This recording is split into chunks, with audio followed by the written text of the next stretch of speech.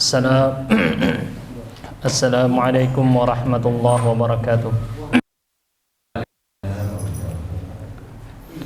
Innal hamdalillah nahmaduhu wa nasta'inuhu wa nastaghfiruh. Segala puji bagi Allah, kita memujinya dan memohon pertolongan kepadanya dan memohon ampunan kepadanya. Tidak apa-apa keluar suaranya, tidak apa-apa. Wa na'udzu billahi min syururi anfusina wa sayyiati a'malina. Kita berlindung kepada Allah dari keburukan jiwa-jiwa kita. May yahdihillahu fala mudhillalah. Barang siapa Allah beri petunjuk maka tidak ada yang mampu menyesatkannya. Wa may yudlil fala hadiyalah. Barang siapa Allah sesatkan maka tidak ada yang mampu memberikannya petunjuk. Wa may yuti'illah wa rasulahu faqad faza fawzan 'azima. Barang siapa taat kepada Allah dan Rasulnya maka dia telah menang dengan kemenangan yang nyata. Allahumma salli wa sallim wa barik ala nabiyyina Muhammadin. Ya Allah, sampaikanlah salawat beserta salam kepada Nabi kita Muhammad wa ala alihi wa ashabihi ajma'in, juga beserta keluarga beliau dan sahabat-sahabat beliau semuanya. Jamaah kaum muslimin dan muslimat, bapak ibu, saudara-saudari yang saya hormati, semoga semuanya dirahmati oleh Allah. Di malam yang mulia ini kita akan mengkaji lanjutan dari kitab Al-Mawa'idh, kumpulan nasihat-nasihat yang dipilih dari kumpulan kitab-kitab Al-Hafidh Ibnu Abid Dunya yang hidup dari tahun 208 sampai 281 Hijriah. Beliau rahimahullah punya pembahasan yang bertema tentang qisarul amal, membatasi angan-angan. Jangan panjang angan-angan.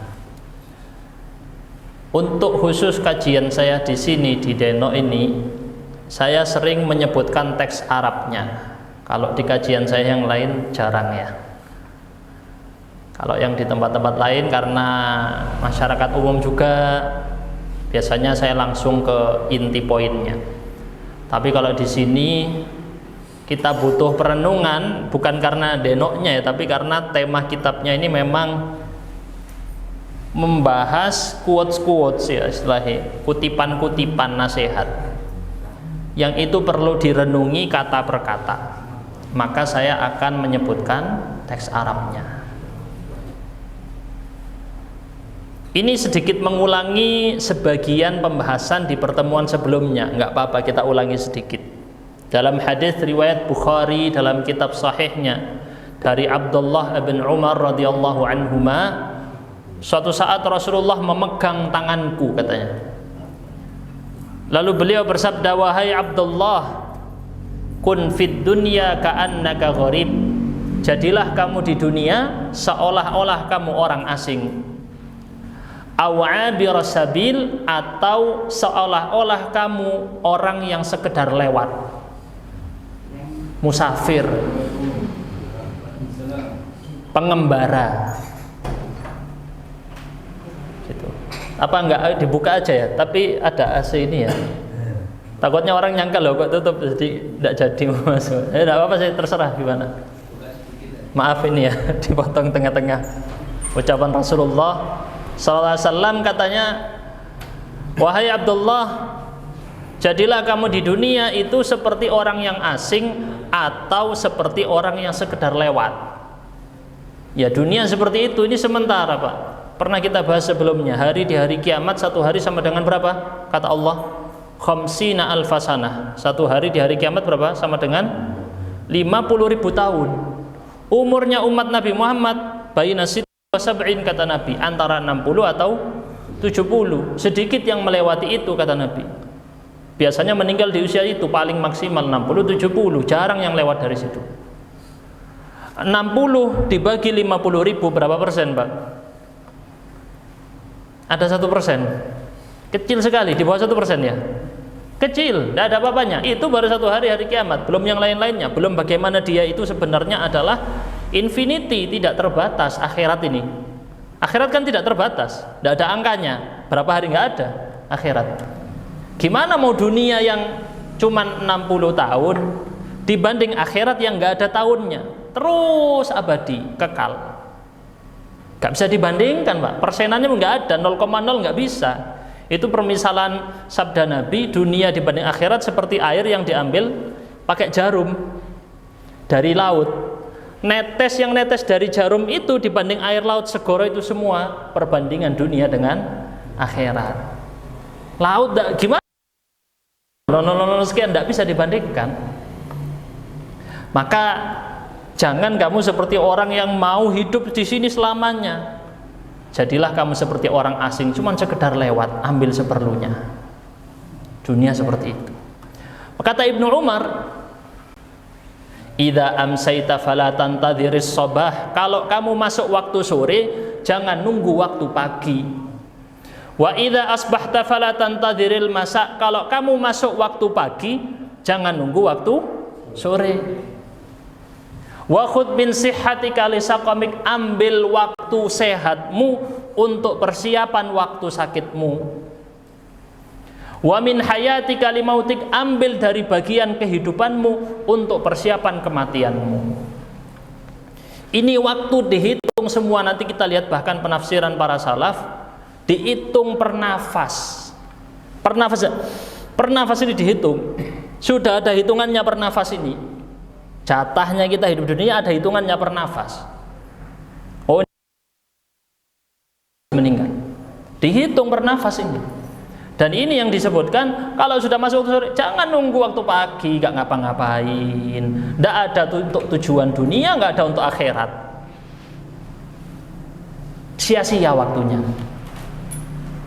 Ini yang dinasihatkan di dalam hadis Sahih Bukhari. Kita pindah lagi ya, pembahasan berikutnya. Ini agak terulang-ulang yang versi ini, tapi tidak apa-apa. Ini ada sebuah hadis, ada beberapa jalur riwayat, tapi nanti mirip-mirip maknanya. Tapi tidak apa-apa, kita ambil pembahasan walaupun agak terulang nantinya. Diriwayatkan oleh Ibnu Mubarak dalam kitabnya Az-Zuhd, di mana Nabi SAW mengambil 3 batang ranting. 3 batang ranting. Satu ditancap di depan, satu di sampingnya, satu agak jauh. Jadi ada yang deketan 2, satu yang jauh. Lalu Nabi mengatakan, hal tadruna ma hadza? Kalian tahu apa ini? Para sahabat bilang, Allah dan Rasulnya lebih tahu. Rasul mengatakan, ini manusia, hadzal insan. Yang dekat tadi ya 2 ya. Gimana nyontohinnya ini ya? Gini. Ini 2 dekat, ini jauh. Nah, gini harus gampang. Ini manusia. Wa hadzal ajal, ini ajal, batas waktu akhir. Ajal ini artinya batas akhir, tempo, deadline. Alias kalau kita terjemahkan jadinya kematian. Batas akhir nafasnya manusia ini. Lah yang jauh ini kata Rasul, wa dzalika, yang jauh ini amal angan-angan. Yata'atahu ibnu Adam wa yatakhattahu dunal ajal. Lah anak cucu Adam ini ngejar terus yang ini. Padahal ada ajal ngalangin untuk aku pengen punya ini, pengen punya ini, pengen punya ini, gak entek-entek, gak habis-habis. Ini angan-angannya di sini. Dia belum bisa sampai ke angan-angannya, dikejar sama ajalnya dulu. Ini gambarannya ya sama Nabi. Nah, ini hadis yang ini walaupun lemah, seingat saya ini lemah atau kurang tahu lebih detailnya ya, tapi nanti dikuatkan dengan hadis-hadis yang lain. Nanti akan terulang lagi nih yang mirip dengan kata-kata ini dari sabda Nabi sallallahu alaihi wasallam. Berikutnya, hadis riwayat At-Tirmidzi. Rasulullah sallallahu alaihi wasallam bersabda, "Mathalu ibni Adam wa ajalihi wa tis'una miniyatahu," atau maniyatahu ini harusnya ya. Oh enggak. Mathalu ibnu Adam wa ajalihi wa tas'una maniyatahu in akhta'athul manaya. Bentar, ini kayaknya ada salah nih di teksnya ya. Saya baca di versi yang salah kan ya. Harusnya ini tis'un wa tis'una maniyah. Perumpamaan anak cucu Adam dengan apa istilahnya ya? Sampai sampingnya, sampai akhirnya mungkin ya. Ada 99 sebab kematian. Perumpamaan anak cucu, kalau di versi terjemahnya bilang perumpamaan anak cucu Adam dengan ajalnya. Itu ada 99 sebab kematian mengejar dia. In akhta'athul manaya waqa'a fil haram. Kalau sebab kematian yang 99 ini ngejar gak kena, ngejar gak kena, ngejar gak kena, ujung mesti dia meninggal. Kata Nabi, ujung pasti meninggal karena haram. Haram itu tua. Itu tidak ada penyembuhnya sudah kalau tua, gak bisa. Jadi manusia ini dikejar sama sebab-sebab kematian banyak. Ada kecelakaan, ada bencana alam, ada penyakit ini, ada banyak 99 sebab kematian. Kalau satu tidak kena, oh tidak kecelakaan, aman. Oh tidak bencana alam, aman. Oh tidak penyakit, aman. Oh, ujung akhir pasti tua, mesti mati. Gitu kata Nabi SAW, hadis riwayat At-Tirmidzi. Ucapannya Ibnu Mas'ud radhiyallahu anhu. Ini kita ngambil pembahasan apa satu perkataan gitu ya, agak beda dari kajian-kajian yang biasanya. Ibnu Mas'ud mengatakan hadzal mar'u wa hadhil hutuf haulahu syawari'u ilaihi. Ini manusia, beliau ngasih contoh. Dan inilah kematian punya jalan menuju manusia ini. Oh, gini kalau digambarkan. Garis, jalan, ngejar semua. Wal haramu wara'al hutuf. Sedangkan tua, lansia itu, jadi tua, itu ada di balik kematian tadi. Dan di balik ketuaan ini tadi, wara'al haram fahuwa ya'mul, di belakangnya ada angan-angan. Impian. Istilahnya apa? Cita-cita. Cita-cita ini manusia, aku pengen punya ini, pengen punya ini, pengen punya ini, pengen punya ini. Itu ada di belakang sana. Gambarannya kata Ibnu Mas'ud. Jadi kalau satu manusia dikelilingi lingkaran ini kematian semuanya, banyak jalannya untuk menuju kematian, di belakangnya ada apa tadi?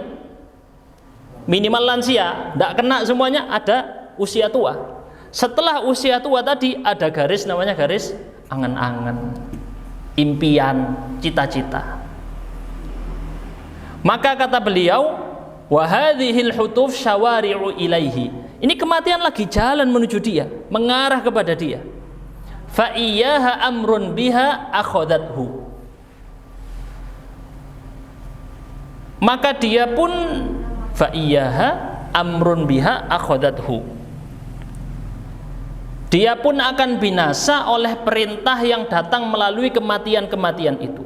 Fa in aqta'athul hutuf qatalahul haram. Jadi misalnya sama ya, ini semisal dengan yang hadis riwayat Tirmidzi. Jadi semua kematian, sebab-sebab kematian mengejar dia, menuju dia, jalannya. Tapi kalau tidak kena luput, aqta'athu luput, tidak kena, semuanya gagal, nggak dapat dia, minimal pasti kena tua. Itu tidak bisa dihindari sudah, di luar itu.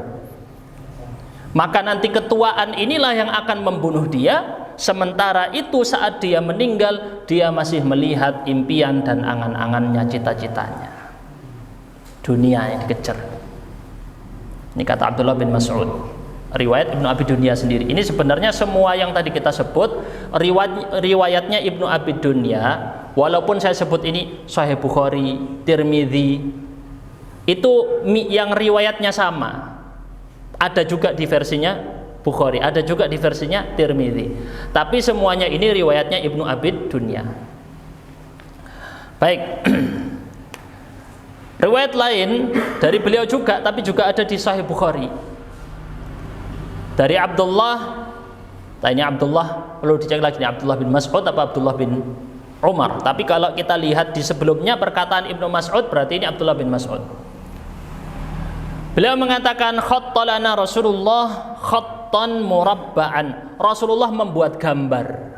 Ini metode Rasulullah mengajar. Rasulullah mengajar juga seperti ini ya.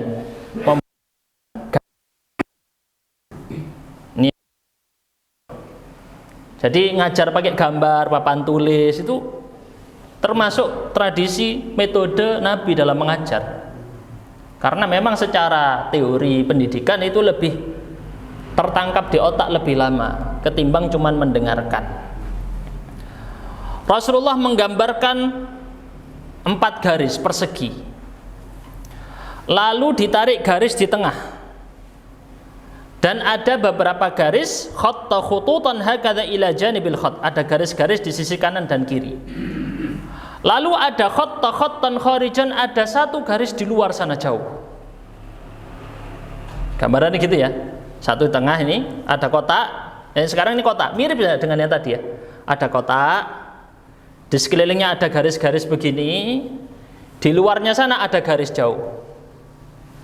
Lalu Rasul mengatakan kepada para sahabat, kalian tahu apa maksudnya ini?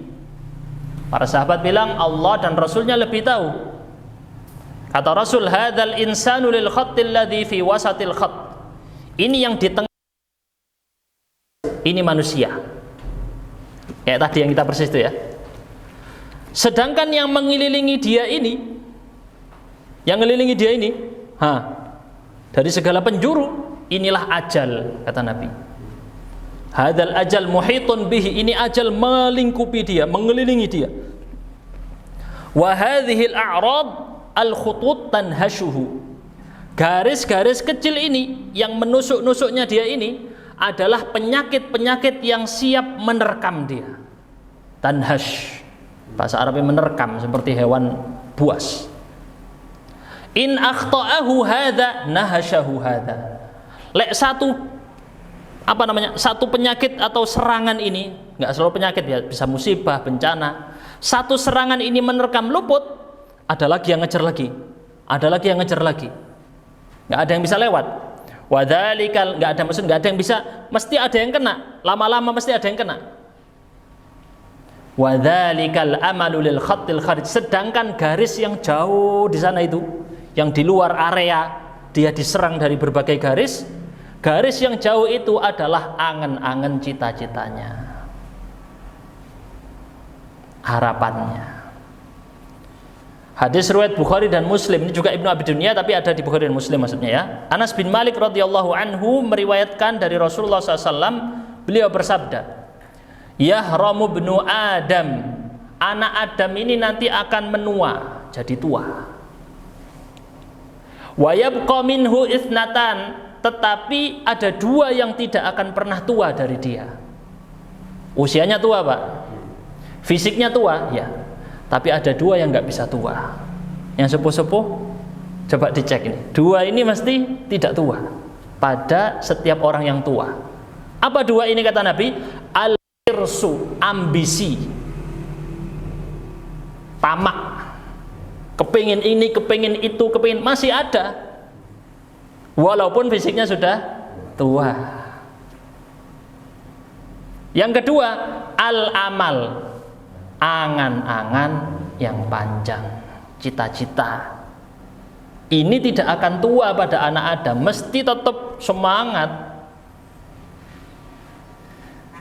Sufyan Ats-Tsauri atau Sufyan Ibnu Uyainah, ini antara 2 ya. Saya kurang tahu yang dimaksud Sufyan siapa. Harusnya Sufyan Ats-Tsauri di sini, tabi'ut tabi'in. Sepertinya itu ya, Sufyan Ats-Tsauri. Karena Sufyan Ibnu Uyainah ini di bawahnya lagi. Berarti ini Sufyan Ats-Tsauri.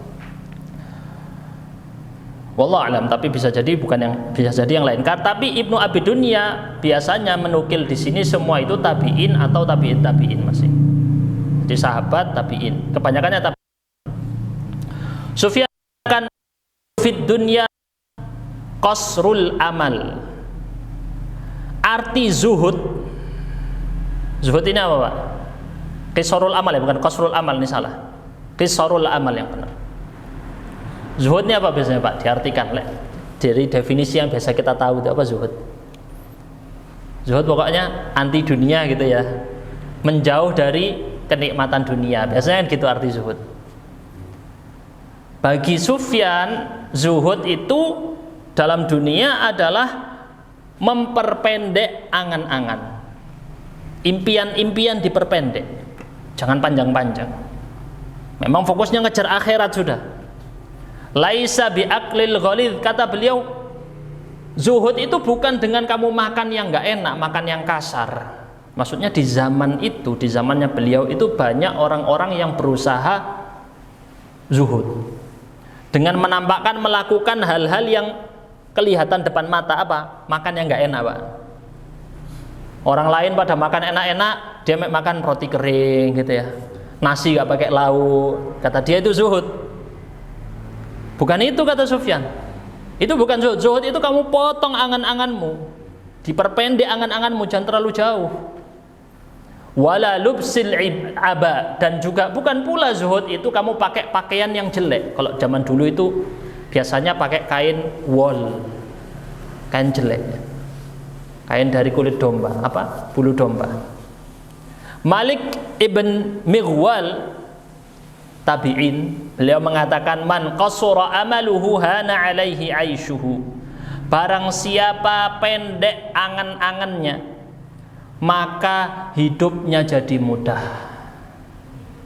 Angan-angannya terlalu tinggi, terlalu jauh, tertekan, stres terus. Yang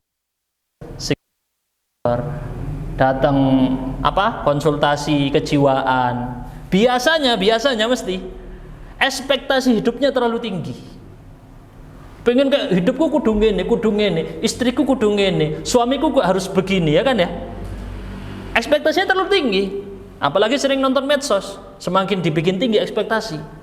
Lihat di medsos, suamiku kok, suaminya orang kok gini, pengen suaminya kok kayak gitu, harusnya suami itu kan gitu. Atau sebaliknya, lihat, istri orang kok kayak gini, dia bisa ngerawat anaknya, bisa gini. Akhirnya kemudian, nah ekspektasi ini loh, diminta. Kita bahasakan juga berarti kata amal dalam bahasa Arab yang tadi artinya harapan atau angan-angan, bisa kita bahasakan juga di bahasa sekarang ekspektasi, ya kan? Ekspektasi, sesuatu yang diharapkan pengen didapat, tapi untuk kita dapat, itu ekspektasi. Jadi semakin pendek ekspektasi, ini bagus ya. Coba saya tulis nih kata-katanya, diganti ekspektasi, karena kalau arti ekspektasi sangat sesuai dengan. Biasanya kalau orang semakin di ekspektasinya, ekspektasi itu harapannya tuh Pak ya. Pas terus nggak nyampe, kecewa ya Pak ya, kecewa. Milih, mohon maaf ya, ojo pemilu terlalu tinggi, pilkades. Ekspektasinya pengen kepala desanya gini, yakin aku ini, ternyata nggak tercapai, kecewa luar biasa, menghujat orangnya segala macam. Makanya jangan terlalu tinggi. Kalau terlalu tinggi tertekan saya, Anda tertekan terus. Apalagi fans bola ini, sepak bola ya, fans sepak bola tertekan. Ekspektasinya dia, tim yang dia sukai harus menang terus, harus juara terus. Sekali kalah timnya, aduh, ngosok, ngamuk, kecewa, sedih.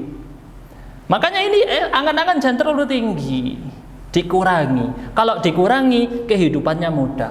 Kalau keangan-angan terlalu tinggi, bangun tidur sudah mikirkan, aku kudu ngapain ini, kudu ngejar ini, kudu ngejar ini, nggak habis-habis Pak. Maka yang harusnya digeser, oh iya, angan-angan dunia ini geser, tujuan kita ini ke akhirat ini yang dipikir. Tapi kalau ngejar akhirat itu enggak bikin capek Pak, enggak ada orang, targetku hari ini tak sholat tahajud 10 rakaat, terus enggak tercapai, sedih Pak, jarang sedih, ada. Stres, ya Allah, kok tadi tahajud telat, enggak tahajud, jarang ya. Jarang manusia ini. Kenapa kita kalau dalam ekspektasi akhirat tidak seperti ekspektasi dunia? Muhammad bin Wasi', beliau seorang tabi'in rahimahullah, mengatakan arba'atun minasyaqa, 4 hal yang termasuk kesengsaraan. Pertama, tulul amal, panjang angan-angan, ekspektasi terlalu tinggi kepada kehidupan dunia. Kedua, qaswatul qalb, hatinya keras. Hati keras, kasih nasihat mental, tidak bisa dikasih nasihat. Yang ketiga, jumudul ain, air matanya kering, jarang nangis. Apalagi nangis karena ingat takut kepada Allah, jarang. Tidak ada nangis, keras, hatinya keras, air matanya kering. Tidak pernah doa nangis, tidak pernah sholat nangis, tidak pernah ibadah nangis. Nangisnya karena nonton film. Nonton film, aduh sak noreiku apa diserobot orang atau meninggal, nangis. Berarti ada kegagalan dalam membangun hubungan dengan Allah. Yang terakhir, yang keempat, al-bukhl, kikir, pelit, minta ampun. Ini 4 hal yang termasuk kesengsaraan, kata Muhammad bin Wasi'. Kemudian perkataan Abu Bakar Al-Muzani rahimahullah. Ini biasanya dari tabi'in ya, atau tabi'ut tabi'in. Kemungkinannya ini tabi'in. Bukan Al-Muzani muridnya Imam Syafi'i, bukan, beda orang walaupun. Beliau mengatakan, idza aradta an tanfa'aka salatuk, kalau kamu pengen sholatmu memberi manfaat buat dirimu, kalau kamu pengen sholatmu memberi manfaat buat dirimu, faqul la'alli la usalli ghairaha, katakan barangkali ini sholat terakhirku, barangkali sebentar lagi aku tidak dapat kesempatan sholat lagi, barangkali ini sholat terakhirku. Ini bahkan sabda Nabi SAW, sallu sholata muwaddi'in, sholatlah kalian dengan sholatnya orang yang hendak berpisah. Seperti orang yang mau dihukum mati, tak lagi dihukum mati, sebentar izin dulu sholat 2 rakaat. Seperti sholat yang itu yang dimaksud sebelum dihukum mati. Ini adalah ucapan Al-Muzani. Problem sebagian orang ini sebagaimana dikatakan oleh Syekh Usama Abdul Azim Al-Qusi dari Mesir rahimahullah, beliau mengatakan sebagian orang ini sholatnya kayak pegawai dikasih tugas sama bosnya. Wes pokoknya tugasnya selesai, kewajiban dari bos selesai, gitu aja. Sebagian orang sholatnya kayak gitu, yang penting mari wes selesai. Tidak ada dari dia sholatnya memang benar-benar menghubungkan dia kepada Allah. Tidak ada. Harusnya kan sholatnya nih, ingat loh, ini buat setoran nanti di hadapan Allah. Kalau nanti kita lihat hadisnya, surga ini mahal. Mau ditukar sama sholatmu yang tidak ada apa-apanya, ya tidak bisa. Sholat yang tidak khusyuk, ya tidak bisa. Ini surga mahal. Ibarat tadi kita bilang kan sebelumnya ya, pernah kajian saya lain, hotel bintang 5, jenengan bayar pakai uang 15.000, bisa Pak? 15.000 bisa bayar? Bisa. Hotel bintang, Pak ini 1,5 juta satu malam, ini 2 juta, tidak bisa. Sama surga juga, surga ini mahal. Mau dibeli pakai yang murah, tidak bisa. Ini yang kita perlu tekankan, agar sholat kita ini tidak sekedar sholat. Jangan sholat sekedar sholat. Sholat ini benar-benar seakan-akan kamu melihat Allah. Kata Nabi seperti itu. Seakan-akan kamu melihat Allah. Kalau kamu tidak melihat Allah, Allah melihat kamu. Bahkan Nabi SAW mengatakan sholat ini membuat hatinya tentram. Sebagian orang enggak, mari salam, enak, tentram. Tentramnya pas mari salam. Habis sholat, enak, nyantai. Harusnya kan tenangnya itu pas lagi sholat. Nah ini ada apa dengan sholatnya? Ada orang nanya, Ustaz, hidupan saya berantakan, gitu. Kacau balau, masalah ini itu. Apa nasihatnya Ustaz? Apa yang harus saya lakukan? Dia bilang gitu. Saya jawab pada dia, mulai dari mana? Dia nanya gitu ya. Mulai dari mana Ustaz? Saya perbaiki. Saya bilang mulai dari sholatnya. Perbaiki dulu sholatnya. Kalau sholatnya sudah benar, yang lain benar semuanya. Itulah sabda Nabi SAW ketika nanti di akhirat, yang pertama kali dihisab apa? Sholat. Idza saluhat saluha sairu amali, kata Nabi SAW. Kalau sholatnya benar, amal yang lain ikut benar semua. Tapi lek sholatnya bermasalah, semua amalnya jadi bermasalah.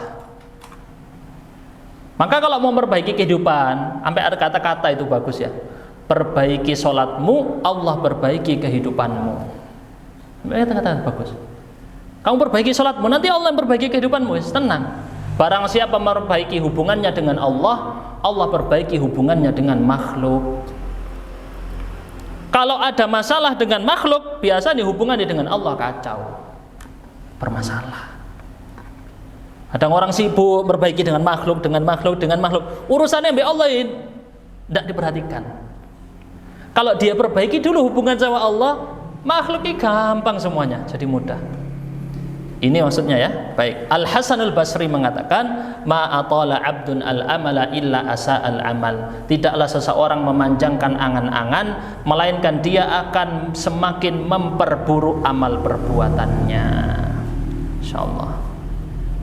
Ini tadi bab ke-7 dari kitab Al Mawaid. Kita masuk bab ke-8 berkaitan dengan dia juga. Judulnya tentang al mubadarah bil amal. Segeralah dalam melakukan amal, jangan ditunda-tunda.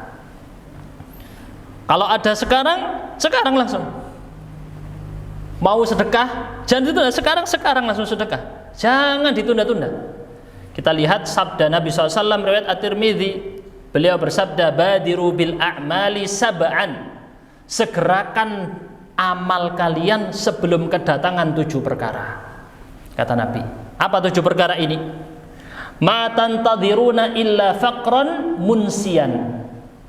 Kalian itu tidak menunggu kecuali karena kefakiran yang melupakan. Miskin yang bikin kamu lupa. Kalau sudah pas miskin baru ingat, oh iya harusnya aku sedekah kemarin, oh iya harusnya aku bangun masjid, lali lupa. Tapi pas sudah miskin baru ingat, oh iya. Tapi sudah miskin tidak bisa. Au ghinan mudghiya, atau kekayaan yang membuat dia melampaui batas. Karena sudah terlalu kaya, kacau sudah. Atau maradhan mufsida, atau penyakit yang merusak. Kata Nabi, sebelum kejadian itu segera dilakukan amal soleh ini. Jangan nunggu kamu miskin, jangan nunggu kamu kaya. Dua-duanya ini masalah. Miskin garai kamu tidak beramal, bisa seperti itu. Kaya juga bisa seperti itu. Yang kata Nabi, kalau sulit mau beramal soleh, Allah kasih satu aja sakit di lutut, sudah wes tidak semangat mau sholat ke masjid, Pak. Sakit lutut, mau sujud tidak enak, mau rukuk tidak enak, baru dikasih satu sakit lutut. Au mautan au haraman mufannidan, atau masa tua yang melemahkan akal. Lah dulu pas masih muda kurang dipakai untuk belajar Quran. Pas sudah sekarang otaknya agak sulit baru pengen belajar Quran, terlambat. Nah sekarang nih diisi nih Pak waktunya, mumpung masih saya walaupun sudah sepuh, alhamdulillah otak masih normal. Nah ini dimanfaatkan Pak. Kalau sudah masuk sampai di masa orang sudah tidak normal, mohon maaf ya, atau seperti orang gila, sudah selesai masa dia sudah bukan mukallaf, nggak dihitung amal solehnya lagi, berarti terakhir pas sebelumnya dia gila. Istilahnya sudah habis masa kecuali dia balik nggak gila lagi, seperti sudah meninggal, karena solehnya sudah terputus kan, dia sudah bukan mukallaf. Kemudian yang kelima, au mautan mujhiza, atau kematian yang datang tiba-tiba.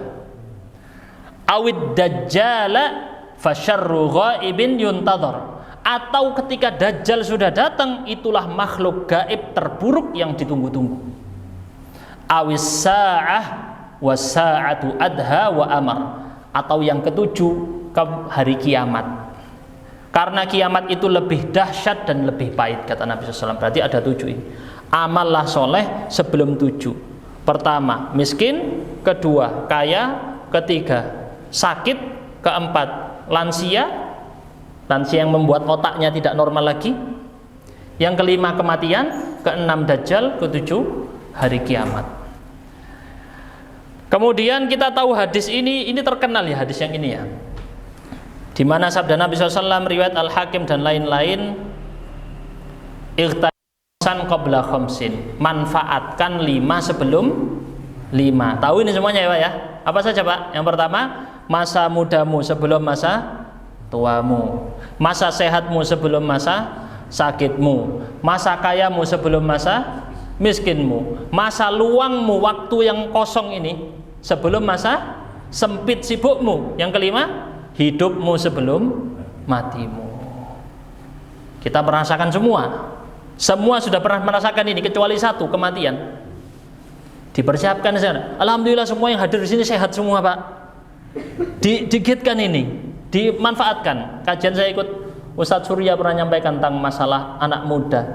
Kalau kamu baru mau semangat ibadah pas sudah tua, sudah tubuhnya nggak enak untuk ibadah.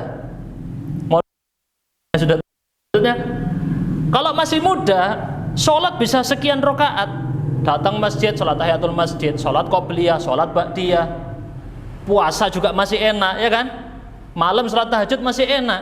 Kalau sudah sakit lutut lah, sakit ini, asam urat, gula, banyak penyakitnya, sangat banyak penyakitnya.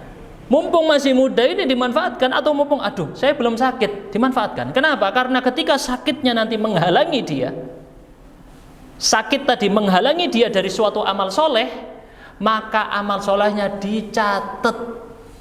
Jenengan misal normal biasanya rutin sholat tahajud, tiba-tiba suatu saat kondisi tidak normal, sakit, masuk rumah sakit, opname.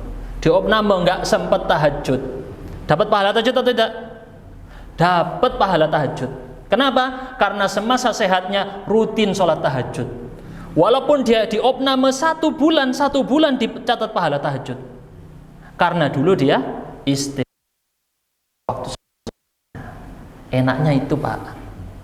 Makanya jangan ditunda-tunda ini. Amal ini bisa sekarang diamalkan, langsung amalkan. Angan-angannya yang tadi yang tentang dunia dikurangi, mikirnya akhirat wis, mikir akhirat. Tempatku di surga nanti seperti apa? Ini kita lihat sabda Nabi SAW riwayat Tirmidzi. Man khafa adlaj, barang siapa takut, barang siapa merasa takut maka dia akan berangkat di waktu malam. Wa man adlaja balaghal manzil, dan barang siapa yang berangkat di waktu malam maka dia akan mencapai tujuan. Ya, ini saya kurang ngerti dari maksudnya Nabi, harus dilihat di konteksnya ya. Tapi kita penggal kepada perkataan beliau yang berikutnya. Ala inna sil'atallahi ghaliyah. Ketahuilah bahwasanya barang dagangan Allah itu mahal. Pakai perumpamaan, seolah-olah Allah berdagang. Walaupun Allah bukan berdagang ya. Allah bukan berdagang kan? Bukan. Tapi pakai perumpamaan, orang Arab pakai perumpamaan. Seolah-olah Allah apa? Mahal. Enggak berdagang, enggak. Beda ini dagangannya Allah. Ala inna sil'atallahil jannah. Ketahuilah dagangannya Allah berupa surga. Gimana mau beli surga? Mau beli surga ini beli, Pak, dagangan, Pak, tidak bisa gratisan, bukan dagangan itu ya. Donasi itu bagi-bagi gratis. Ini dagangan, berarti harus dibeli. Belinya pakai apa surga ini? Pakai apa? Apa amal ibadah kita sudah cocok untuk beli surga? Amal ibadah kita selama ini, sholat kita selama ini, masuk surga pakai bacaan Bismillahirrahmanirrahim, amin, kayak gitu. Pakai bacaan seperti itu sholatnya. Masuk pantas, Pak? Gimana? Menurut jenengan pantas? Siapa? SD suruh baca Al-Fatihah.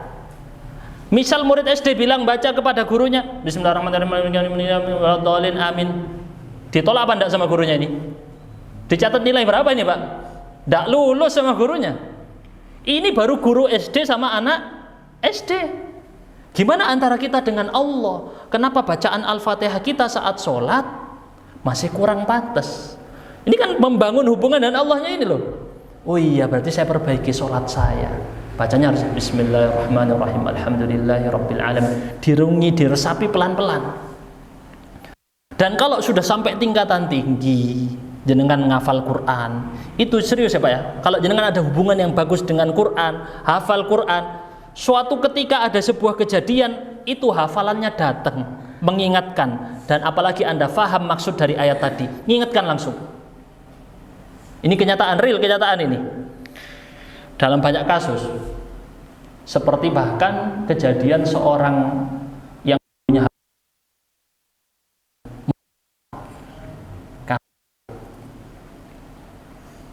Dia seumur hidupnya waktu jadi kafir, dia selalu teringat di kepalanya sebuah ayat. Kalau nggak salah surat Al-Hijr, surat ke-14. Boleh dilihat ayat kedua. Dilihat di situ, rubama yawaddul ladzina kafaru law kanu muslimin. Arti ayatnya, orang kafir di akhirat nanti berangan-angan seandainya mereka kembali dulu di dunia menjadi orang muslim, orang yang pasrah taat kepada Allah. Bukan orang yang mendustakan. Kafir adalah mendustakan Allah. Dia masih ingat dari semua Al-Quran, semuanya lupa kecuali satu ayat itu. Itu kalau orang sudah hafal Quran, biasanya ayat-ayat itu tiba-tiba datang mengingatkan. Sehingga Qurannya bukan di mushaf itu, bukan. Qurannya di sini. Mengingatkan dia. Ada komunikasi dia dengan Allah. Allah mengingatkan, ini loh. Ayatnya datang. Tapi itu kuncinya dua, harus hafal ayatnya, harus paham maknanya. Al-Quran juz amma dulu pelan-pelan. Ayat-ayat tiba-tiba datang, ngingetin, tiba-tiba hadir. Bahkan teman-teman di tempat tahfidz Quran dulu itu biasa, orang ngigau lagi tidur, ngigaunya baca Quran biasa, mimpi baca Quran biasa. Itu di tempat-tempat penghafal Quran. Baik, ini jam berapa ini Pak? Belum ya? Jam berapa ininya isanya Pak? Tidak ada Pak Abdul Khalik, kemana Pak Abdul Khalik? Ya? 50 ya?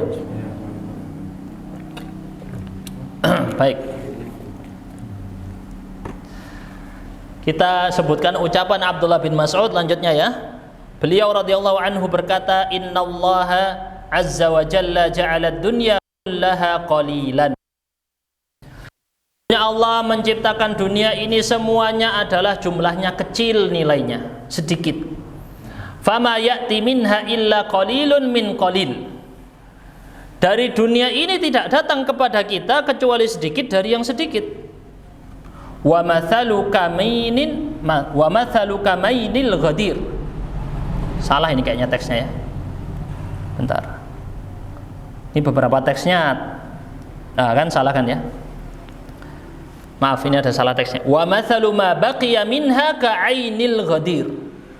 Permisalan dari dunia yang tersisa dari dunia seperti mata air al-ghadir. Sebuah mata air, kolam. Syuriba safwuhu wa baqiya kadaruhu. Diambil yang jernih, dimanfaatkan, yang keruh jangan dipakai. Ibnu Mas'ud ngasih perumpamaan dunia kayak gitu. Dunia ini kecil.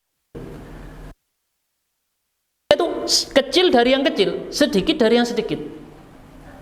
Perumpamaannya kata beliau, jadikan dia seperti kolam. Kolam air mata itu. Tidak semuanya bersih Pak. Ada yang keruh, ada yang kotor. Ambil yang bisa diambil saja. Ini kata Abdullah bin Mas'ud. Kemudian riwayat Muslim ini juga Ibnu Abi Dunya meriwayatkan, di Muslim juga sama hadisnya dari Jabir bin Abdullah radhiyallahu anhu. Dahulu Rasulullah sallallahu alaihi wasallam apabila khutbah naik ke atas mimbar. Ini gambaran Rasul kalau khutbah Jumat. Dan terkadang Rasul nggak harus khutbah Jumat. Ada keperluan apa tiba-tiba beliau naik ke atas mimbar khutbah, ceramah jika dirasa perlu. Beliau apabila khutbah wa dzakara sa'ah dan menyebutkan tentang hari kiamat, irtafa'a sautuhu, suaranya naik tinggi, melengking, teriak Pak Rasul. Wahmarrat, nah ini ada salah teks sebentar.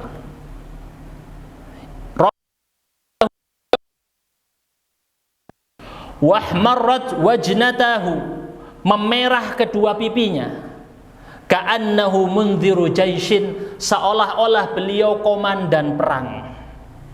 Jadi ada momen ceramah itu tidak bisa ketawa terus Pak, tidak bisa lawak terus lelucon gitu ya, tidak bisa.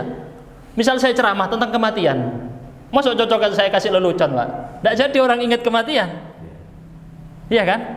Jadi ada momen kadang di kajian saya tertentu karena temanya tentang pernikahan, tentang apa, ada lelucon, ketawa-ketawa gitu. Tapi ada momen tidak boleh di situ ketawa Pak, bahas tentang neraka, masa ketawa-ketawa bahas neraka Pak? Ora pantes. Tidak pantas.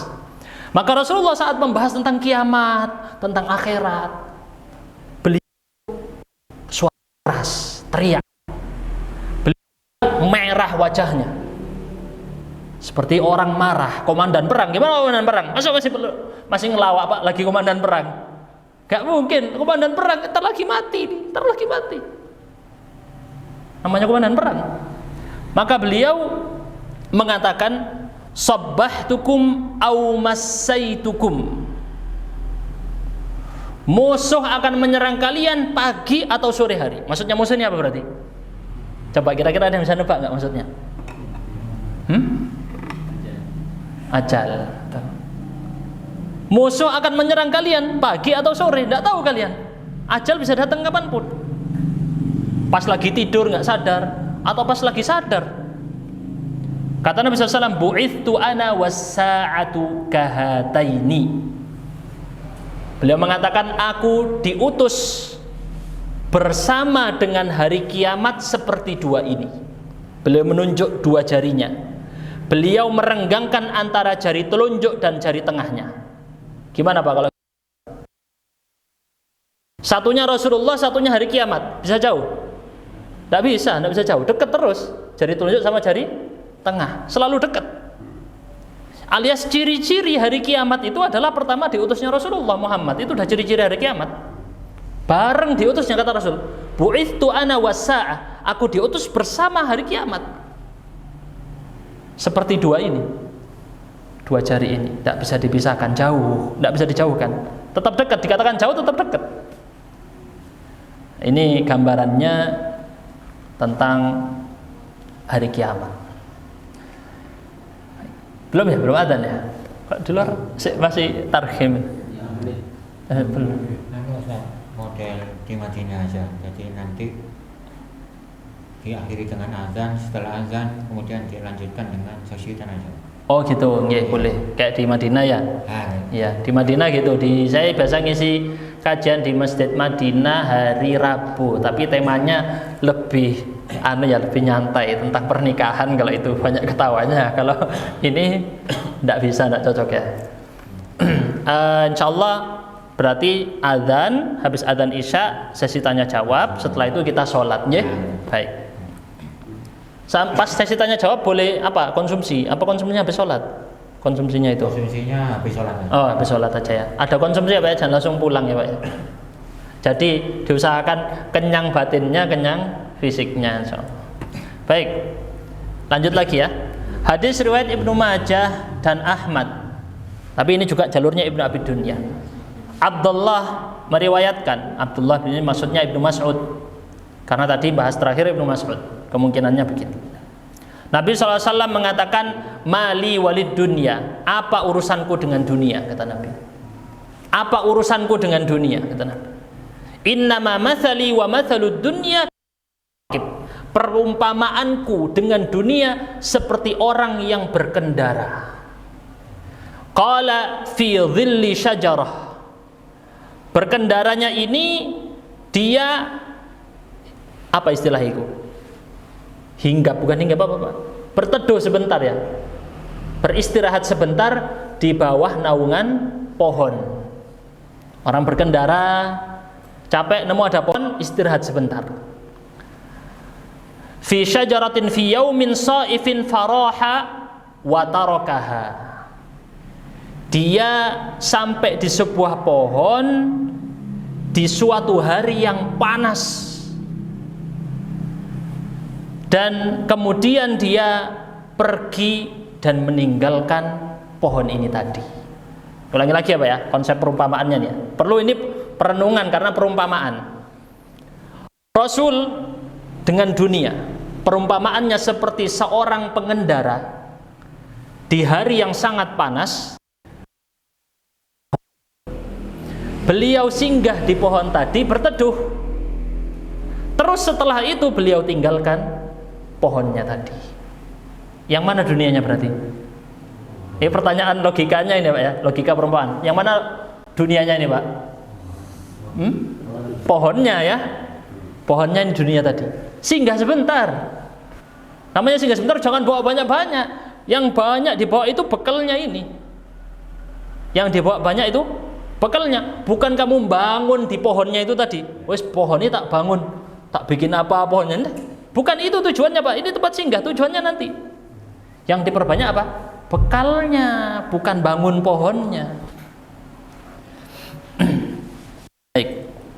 Kemudian As-Suddi ini tabi'in. Beliau sering dinukil tafsirnya. Beliau menafsirkan firman Allah Ta'ala surat Al-Mulk ayat 2. Alladzi khalaqal mauta wal hayata liyabluwakum ayyukum ahsanu amala. Dialah Allah yang menciptakan kematian dan kehidupan. Buat apa Allah ciptakan kematian dan kehidupan? Liyabluwakum, untuk menguji kalian. Apa bentuk ujiannya? Siapa dari antara kalian yang paling bagus amalnya?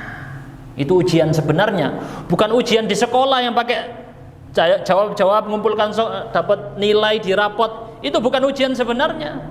Dipanggil di wisuda, oh hebat prestasinya. Bukan itu nggak menjamin kamu dapat seperti itu di surga, belum tentu. Hari kiamat belum tentu seperti itu. Itu bukan ujian yang di dunia ini, bukan. Itu ujian sebenarnya. Seluruh kehidupan dunia ini nilai rapotannya nanti di mana? Akhirat. Rapotan sesungguhnya, wisuda sesungguhnya, penghargaan sesungguhnya di sana, bukan di sini.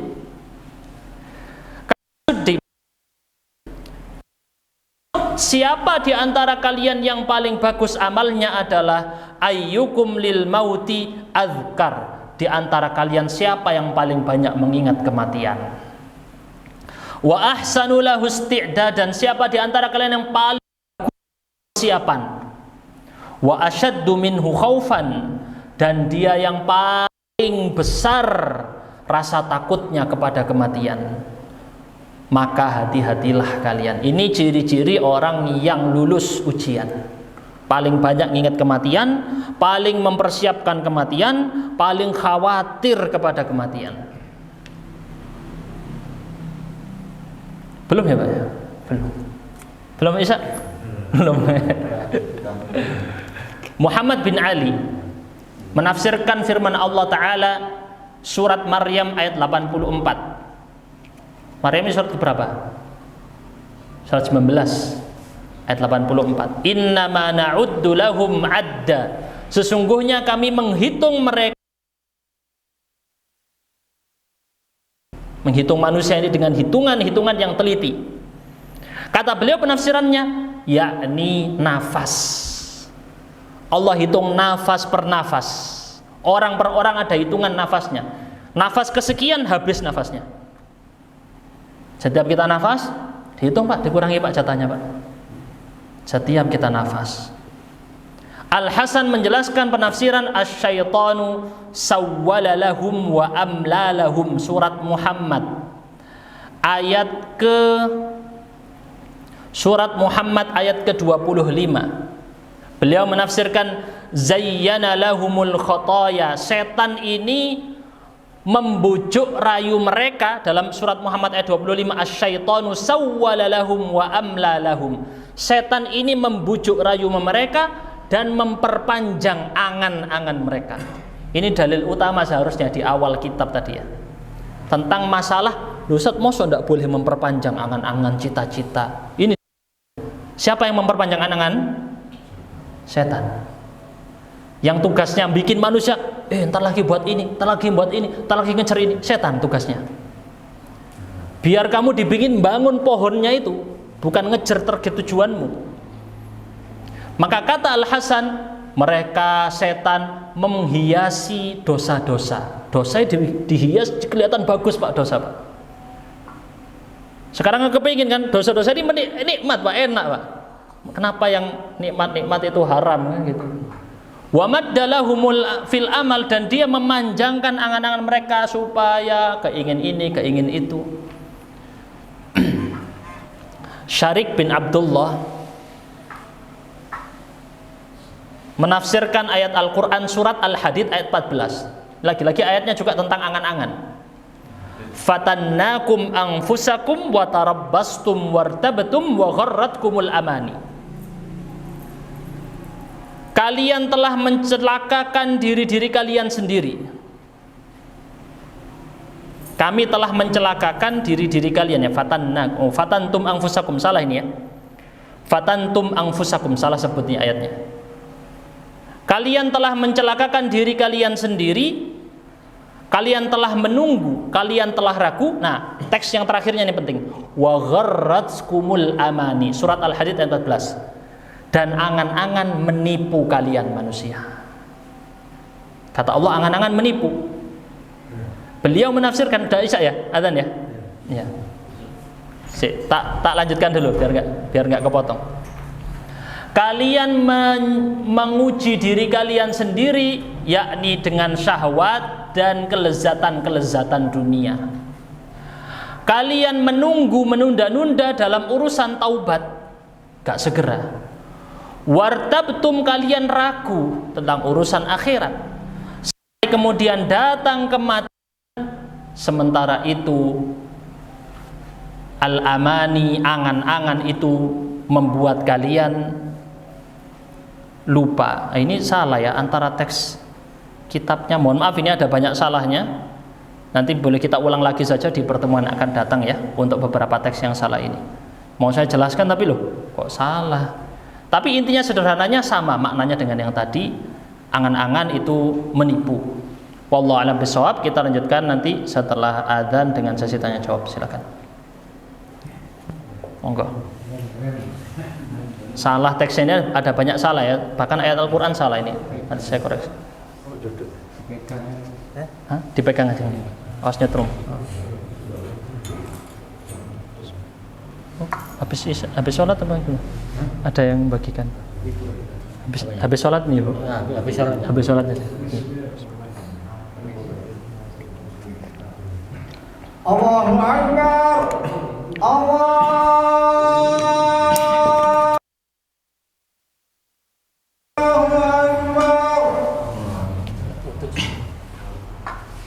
Allahu Akbar, Allahu Akbar.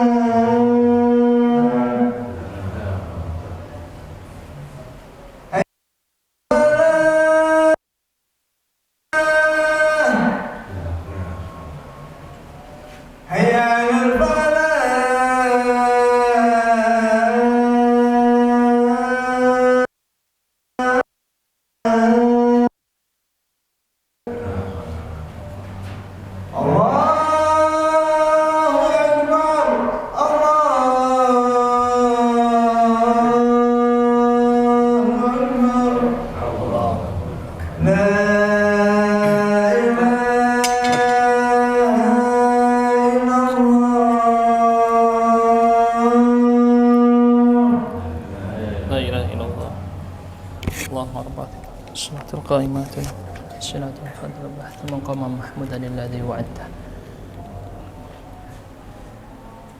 Alhamdulillah wassalatu wassalamu ala Rasulillah wa ala alihi wa sahbihi wa mawala, amma ba'd. Silahkan kita masuk sesi tanya jawab. Monggo.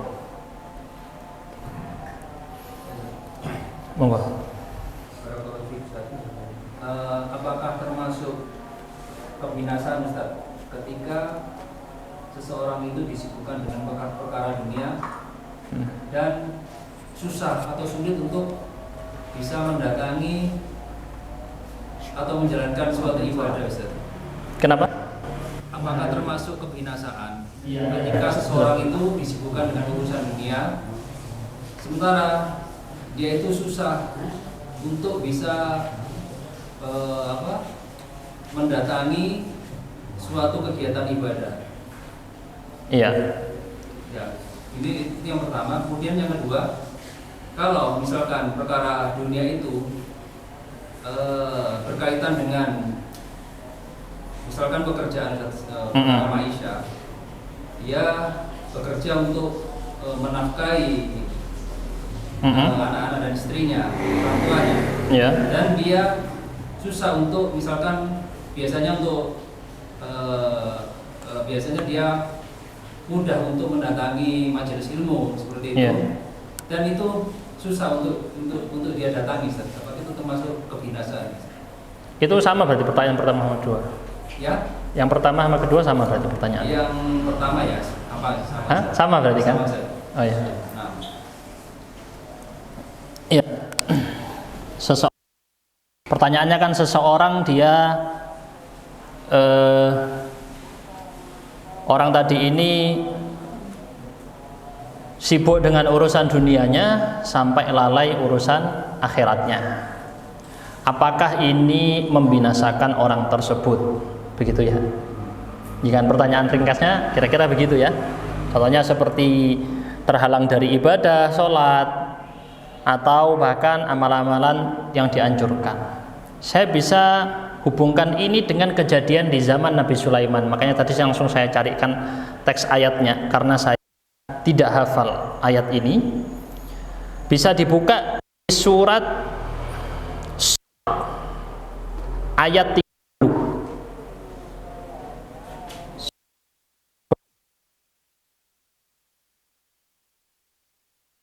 Ayat 30. Ini jawaban tentang pertanyaan tadi. Penting banget ya. Kita lihat kejadian ini terjadi di zaman Nabi Sulaiman. Allah Subhanahu wa taala berfirman, "Wa wahabna li Dawud Sulaiman," kami berikan kepada Daud seorang Sulaiman, anaknya Nabi Daud. Ni'mal abdu innahu abd, dia sebaik-baik hamba, dia orang yang suka kembali kepada Allah. Disebutkan sudah di-spill sedikit, dia ketika salah langsung kembali. Karena para nabi juga apakah pernah melakukan sekalian khilaf di antara para ulama, tapi sebagian ulama bilang kalaupun mereka maksum tetapi berbuat salah, setelah berbuat salah langsung bertaubat dosa dan tidak berdosa jadinya. Itu yang dimaksud dengan maksum, terjaga dari dosa, yakni setelah berbuat kesalahan langsung diampuni Allah karena mereka langsung bertaubat. Para nabi kan berbuat salah ya, Nabi Adam berbuat salah, betul ya, dan nabi-nabi yang lain juga berbuat salah dalam banyak kisah. Idh urida alaihi bil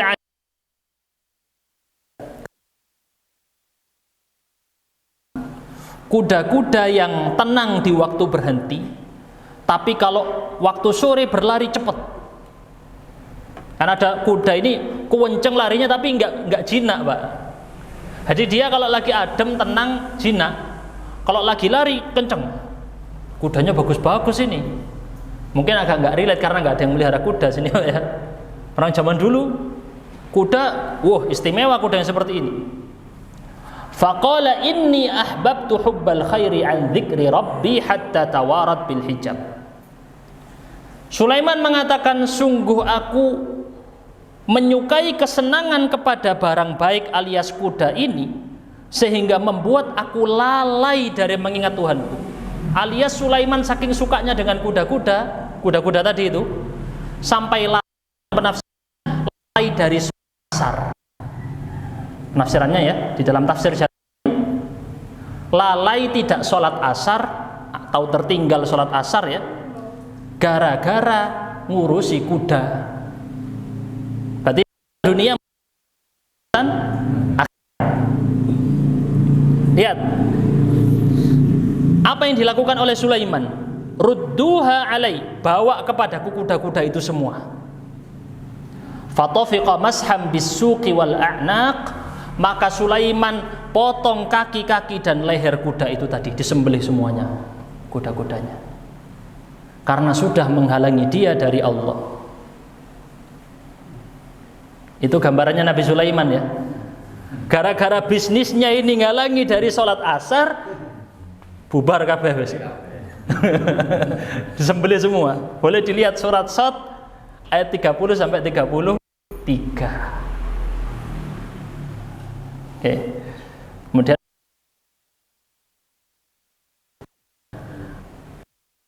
Anda mau menukar kehidupan akhirat dengan kehidupan dunia, silahkan. Pertukaran yang aneh. Nuker kayak beli, Pak. Tak beli kehidupan dunianya, tak beli, tak tukar sama akhirat. Akhiratnya dikasih, dunianya diambil. Ini jual beli yang aneh, bodoh sekali. Menukar dunia dengan akhirat. Gitu, semoga terjawab ya Pak ya. Oke, surat Shad ayat 30 sampai 33, jangan baca sendiri nanti kisahnya. Ya, ada lagi? Beliau dulu monggo, silakan. Bagaimana dengan orang yang sudah mati, hidup lagi? Mati suri. Baik, mati suri. Kata suri ini diambil dari bahasa Arab, bukan dari bahasa Jawa. Kalau bahasa Jawa artinya sisir. Tidak cocok nanti mati suri. Mati suri dari bahasa Arab. Suri itu artinya gambaran. Gambaran apa?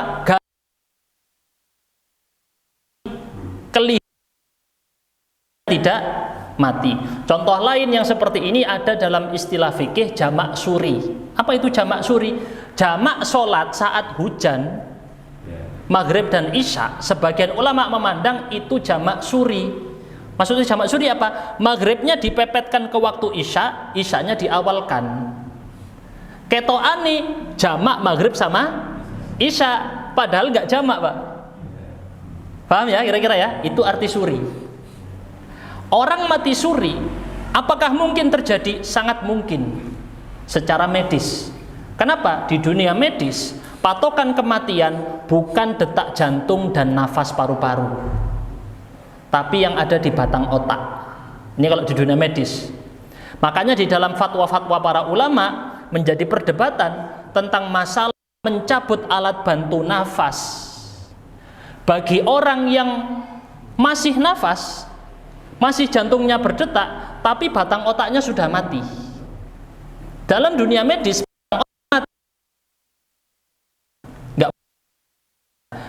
batang otaknya sudah mati. Makanya dalam Islam hukuman hukuman mati dilakukan dengan apa? Dipotong kepala. Karena lebih pasti kematiannya dan tidak menyiksa. Kalau di jantung masih lama Pak prosesnya Pak. Ini penelitian di medis, kalau ini dulu lebih cepat. Walaupun kelihatan ngeri, tapi itu lebih apa istilahnya ya? Kayak hewan juga gitu. Wes kasihan wes, gak usah disembelih hewannya, ditembak aja. Enggak. Nanti Idul Adha tembak aja semua hewan, enggak. Tetap sembelih, karena itu lebih rahim, lebih kasih sayang kepada hewan, lebih cepat kematiannya. Kembali mati, balik ke topik. Jadi dia itu walaupun jantung dan paru-parunya sudah tidak berfungsi, bisa jadi batang otaknya masih fungsi. Dia hanya sementara. Makanya tiba-tiba kemudian bangkit lagi. Orang awam yang tidak mengenal dunia medis menyangkanya hidup lagi. Tapi secara medis bisa dijelaskan ternyata bukan hidup lagi, tapi memang orangnya belum mati. Jadi walaupun dia ngaku tadi saya ketemu ini, ketemu itu, ketemu malaikat maut, ketemu malaikat ini, tidak bisa dijadikan patokan Pak. Karena itu semua perkara gaib. Bisa untuk mengingat, oh iya biar kita ingat, iling. Tapi kalau kita dikumpulkan coba ini diteliti jadi skripsi bagus ya. Ada skripsi penelitian ngumpulkan orang-orang mati suri di seluruh Indonesia, dicocokkan beritanya itu loh. malaikat mungkar nakir yang ini versinya ini, gimana versinya ini, kok banyak versinya ya. Dari orang yang mati suri ini banyak banget versinya kan? Biar ketemu cocok gitu gimana.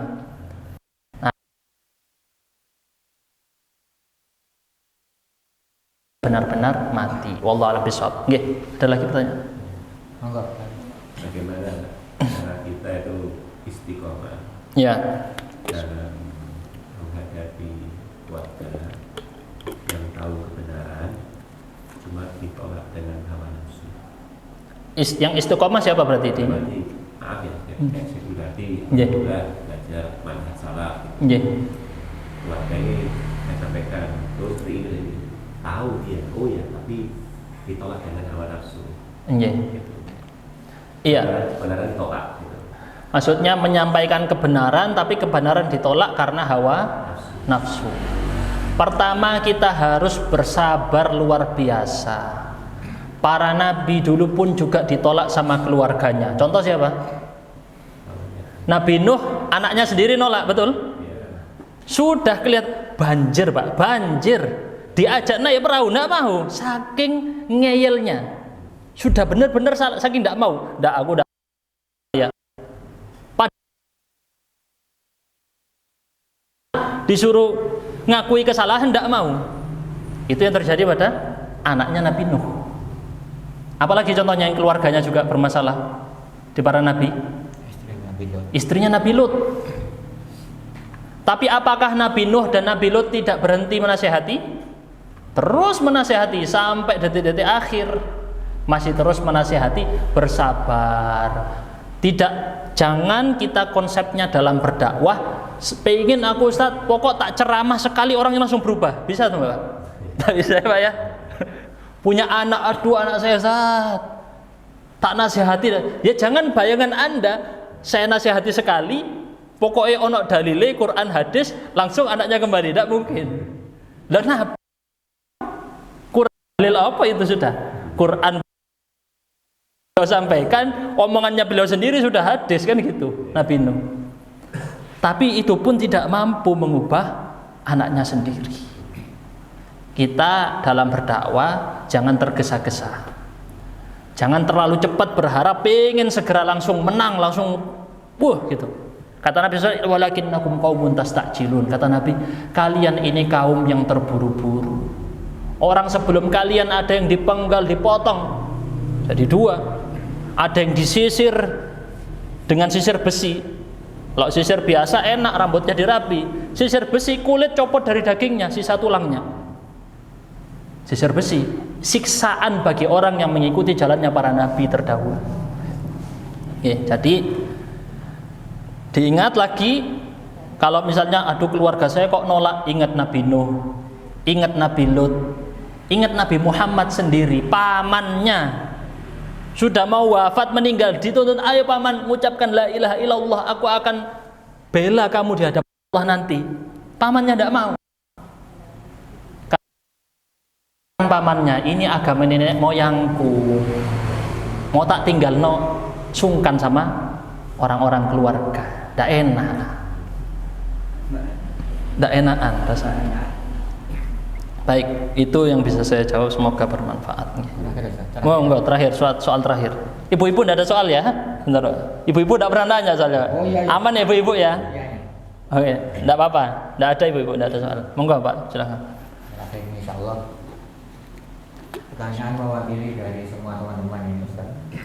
Seperti apa yang dijelaskan oleh Ustaz tadi, kalau ingin hidupmu diperbaiki oleh Allah, maka perbaikilah sholatmu.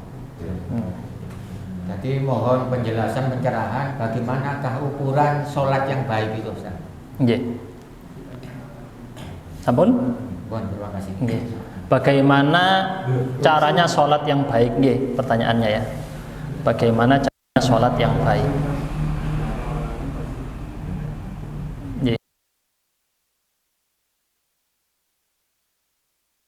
Penjelasan iqamus sholah. Allah berfirman wa aqimus sholah. Dirikanlah sholat. Allah nggak nyebut lakukan sholat, enggak.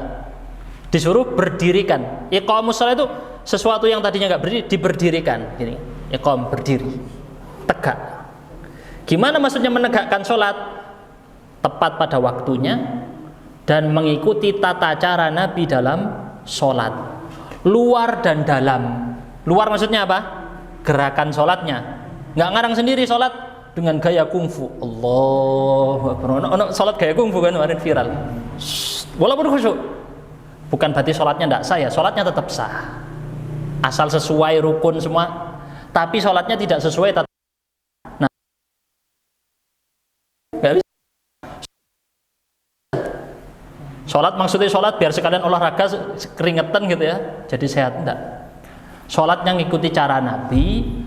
Ingat, bukan luarnya doang. Betul Nabi begini, tapi hatinya ini gimana ini hatinya ini? Apa sholat terus mikir yang maring ini mangan iki terus maring aja. Nanti iku mobil tak pindah nang kono gitu. Sholatnya begitu.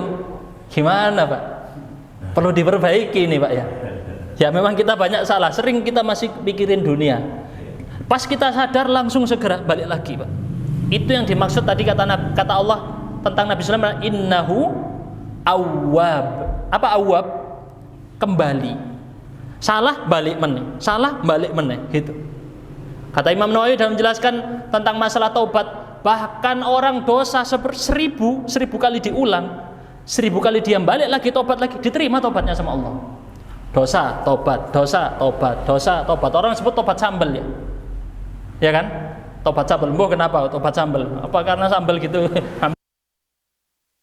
Tapi seperti ini dari hati, balik setiap kali dosa, balik lagi, balik dosa, balik lagi. Allah terima tobatnya selama belum apa?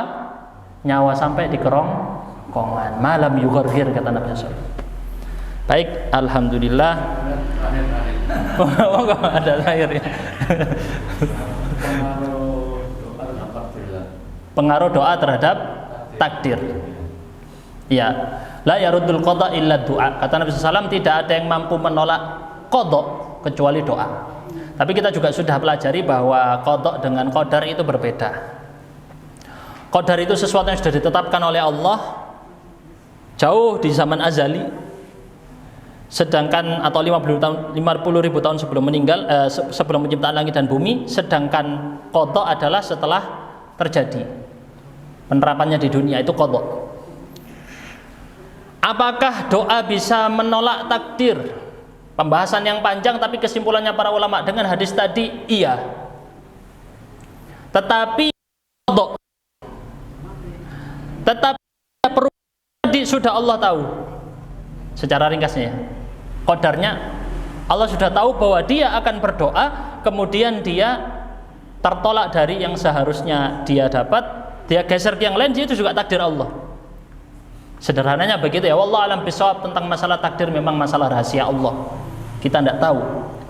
Justru dari situ, Pak, walaupun takdir sudah ditentukan, bikin tentrem hati, nggak khawatir. Oh iya, memang takdirnya Allah, tapi Allah bikin takdir ini rahasia, nggak ketahuan.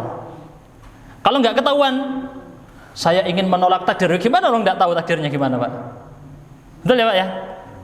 Jadi mau bilang saya mau berdoa menolak takdir, nah Anda nggak tahu takdirnya, gimana mau menolak takdir? Nggak bisa. Allah tahu memang kamu mau berdoa.